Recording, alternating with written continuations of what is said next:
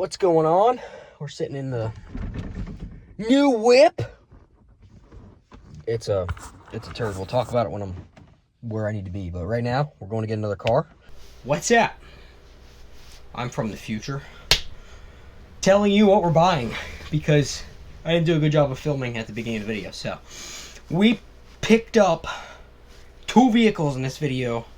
One you're about to see, the next one you're going to see right after the first one. Yeah. Check out my new whip. It's a Silverado. It's a turd. We got rust, white bed, rust, tailgates held on with a ratchet strap, rust, fixed rust, completely missing, rust, smoky headlights, ugly grill, no clear coat. Ooh, LS! Oh, I almost fell. Oh my god. Interior, steering wheel's rotted, no headliner, shitty radio, no Bluetooth, destroyed center console. Ooh, that was rough. I haven't even looked under the hood yet. I don't even know how to open the hood. Where's the... There it is, right there. Vortec! Got one ass home bitch and 5 threes. Now that I have a pickup truck, I have the sudden urge to haul some shit. Let's go get a couch! Sorry. Okay, let's go pick up the other car. What are you doing? Okay, so we picked the car up from a towing yard or body shop or whatever. We had to basically pay to get the car out of the towing. We had to pay the towing bill anyway. We weren't allowed to film there, so I didn't. I was trying to be respectful or whatever. Be a good little Dave. Got the car loaded up, took it back to the house, and now we unload it. Have a look. So I couldn't get it off the trailer because the front control arm's not attached to anything. So I had a genius idea to strap it to a tree, and that's where it took a horrible turn.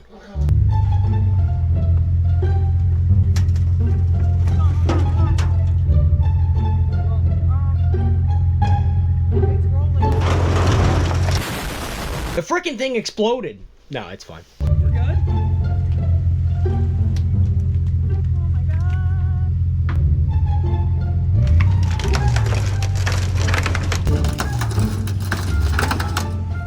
I'm just gonna send it.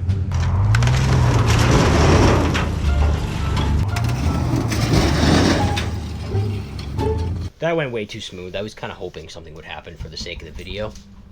So, I'm actually pissed. Nothing happened. Whatever. Puppy! It's absolutely freezing out here, but we got her off.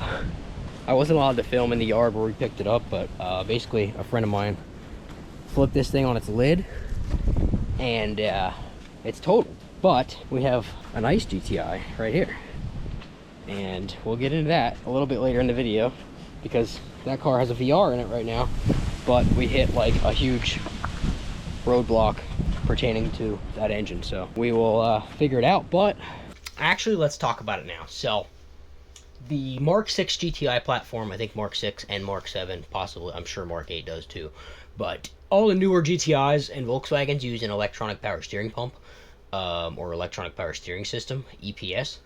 Typically it wouldn't be too big of an issue to trigger that system to turn on, but it works off of CAN bus, which is basically a different form of communication between two pieces of machinery or two working parts on one machine. The body control module of the Mark 6 uses a CAN bus module to send power to a CAN bus module on the power steering system to turn the power steering on. So we got the swap pretty well done. The car was running and it moved one time, but it did not have power steering. And if it was my car, I might send it, but it's for my wife, so I want the car to have power steering, AC, just to be an all-around nice car. The power goal we were shooting for was, I would say pretty realistic for, actually very realistic for a VR6, and easily realistic for a 2OT as well. So we came to the conclusion that we should just yank the motor back out, and we're going to buy another project car in the future to put the VR6 in so she can have some fun with that.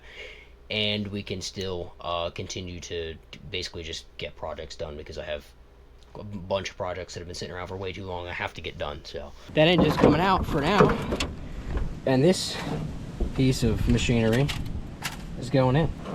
Another 2OT. It's a CBFA. Same motor that was in it, but this one has a few things done to it. We'll get into that at some point because I'm not exactly sure everything that's done to it, but I was told it's a KO4 turbo, which I honestly can't even see at this point. It's smushed in there pretty far. I'm gonna try and get a look at it. The trans mount broke, but the transmission's okay, so we can save that as an extra. This motor mount is good and the oil pan is good, but it was upside down. So I want to do a compression test just to make sure it's okay. If it's not okay, I guess we'll go from there. But there is plenty of parts on this car that can be sold to basically help with that. So it's no big deal. Okay, so there's a few things done to it that are minimal, and then there's a few things done to it that are actually huge. So the Unitronic intake is just a bolt-on intake. It is what it is, whatever. It has red top coils. It has a 4-inch downpipe, which I think is an ECS downpipe. And then it has an eBay 3-inch cat back, which is the exact same as what's on her car. So we're just going to keep her cat back.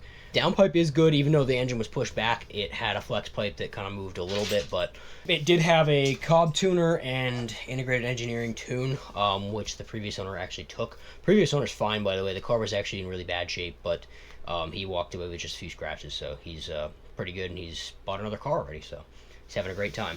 Next thing is possibly a KO4. The information tag is pretty hard to read. It is pretty scratched up, so I can't really exactly tell, but I did message a friend who knows a lot more about stock Volkswagen turbos. It's gonna get back to me at some point, and then we'll know for sure. It has an ECS radiator.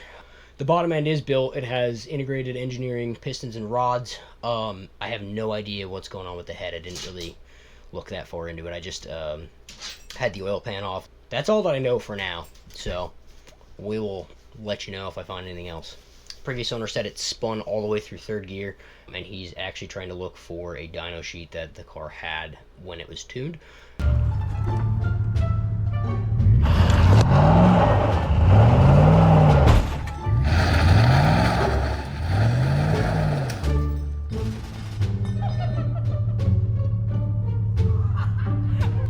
Let me fetch! Hold on!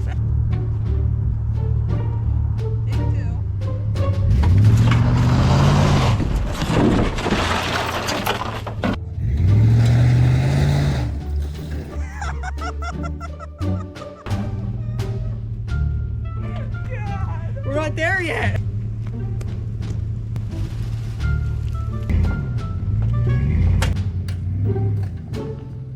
that where we're keeping it for now? Oh, not quite. Where are you putting it? Oh, You'll see.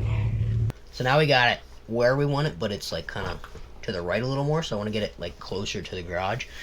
So I T-boned it and the airbag went off of my face. I'm just kidding.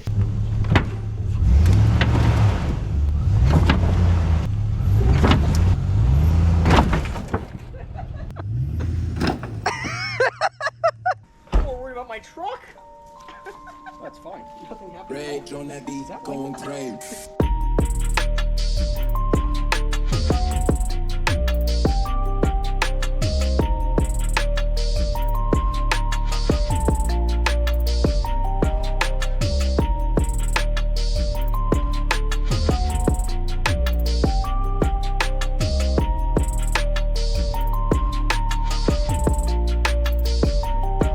Okay, we were working at this all day. I didn't really talk much because there's a lot to do, but we got the motor pulled out of the parts car. We got the motor pulled out of the GTI. And I just hacked the factory downpipe off there for now because this has a 3-inch downpipe that is not actually ruined. So we're going to use that. And basically most of the exhaust under that car is going to get used. So this has to get yanked out at some point, but right now we're just trying to get the motor in there, get it started, and then get it on the trailer and take it up to my dad's because he has a lift so we can do the exhaust. That'll be much easier. So I said 3-inch downpipe in the video, but it is 4-inch. I measured it with a measuring tape. I did start messing with this a little bit. We're going to start taking it apart. We have to use the other transits for her GTI because of that, which happened in the accident, which I'm fine with because the motor's good. That's all we need. Let's get to work.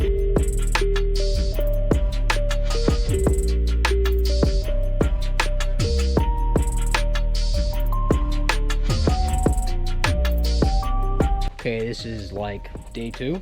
Took a day off yesterday because I'm sick, so here we are. I got to put the AC lines back on. Got the coolant lines taken off of the back of the engine here.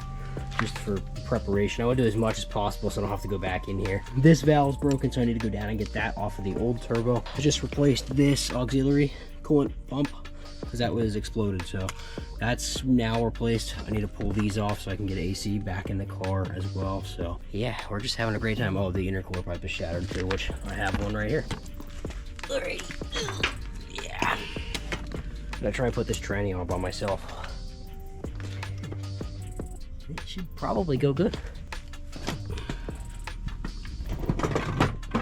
This is always really good for your back. Wow, that actually went way too smooth. What the heck? Slipped right in. Let's just get one in, and it's gonna go good. I'm trying to remember how these bolts go.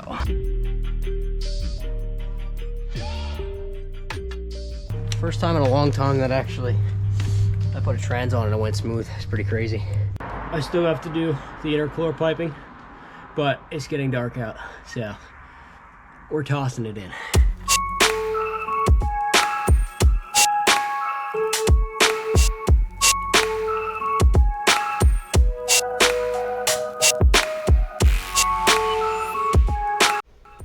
Okay, once I got the engine in, I just started going like rapid fire, getting stuff done. It actually went really smooth. I think the engine was ready to start that night that I was working on it, but I didn't start it because I wanted to just make sure I got all the oil out of the combustion chamber. There was just a little bit of oil on each piston on the top, but it held it for like weeks with oil on top, so I knew the rings were actually good and the compression was good, but I wanted to suck that oil out and I really just didn't feel like doing it that night. Clutch is done. Onto the axles. Axles are in. Intercooler pipe done. I had to fix the shifter because this shaft here was completely seized, so that was not rocking back and forth. I ended up yanking the shifter out of the other transmission and put that in because this one, as you can see right there, was just completely seized and I could not get it out for anything. So put that back together like that, and I need to order this plate here. It's actually rigged right now, but it works. Probably not going to even drive the car like that, but that fixes it for now. I need my little clip. Oh, I dropped it. Can't find the clip here. Oh yeah, we're good to go now. I don't know what I'm doing next. Not a clue, so we'll figure that out. While I'm here, I might as well tackle the fuel system. I know it's really hard, but I think I can do it. That's one. That's two. And the guy we bought the parts car from just stopped in and he dropped off this upgraded rad, extra coil packs, plugs. I'm hanging it up for the night. We are gonna continue the build in the morning. So I wired it off camera because it was really tedious and making me mad, so didn't film that. I just kind of plugged everything in. My heater's running. It's loud. Get over it. Okay, we got the coil packs in, intake on, and it's wired. I didn't really film much because I was just hammering, you know? It started. It looked like this.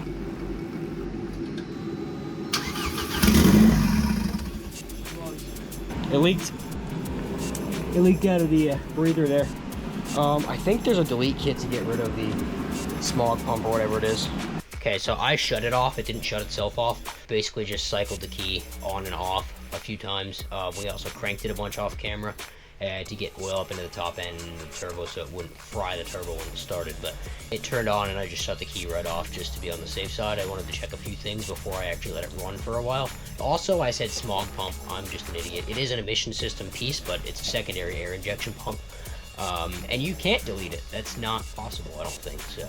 Now we're working on the cooling system. I got the front impact bar in, put the intercooler piping back in, and I put a ECS aluminum radiator in there.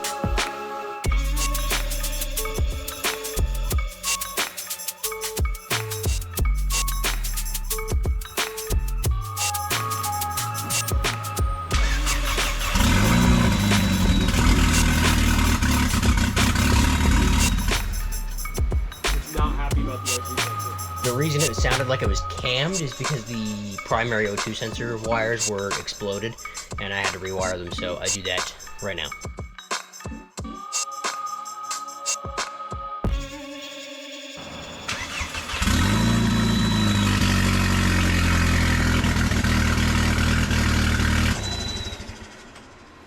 Next step is to get the exhaust on. Then we're gonna figure out the key situation. The car started much better once the O2 sensor wire was plugged in. I also rewired the boost pressure sensor, I believe, because the connector was really just shoddy. I didn't like that at all, so I fixed that. Started it back up. It ran much better. I think I ran it with coolant in it for about 5 minutes to let it warm up. And like I said, it was revving real slow, so that was a little bit concerning to me, but I didn't really worry about it too much. I figured there's probably something going on. I know for a fact there's a boost leak because it is not pulling vacuum on the boost gauge, so we have to check for boost leaks. Got to get the exhaust on as well, so there's no back pressure there. That may be causing some issues as well, but I did put the downpipe on off camera. I figured nobody was going to be able to even see me do that because it's so tight in there, but we're going to make that thing go to low show, and I think we're going to try and get it painted for that as well. So thank you guys for watching. We'll see you in the next one. Peace. Why do I do that? Why do I say peace? That's dumb. Peace.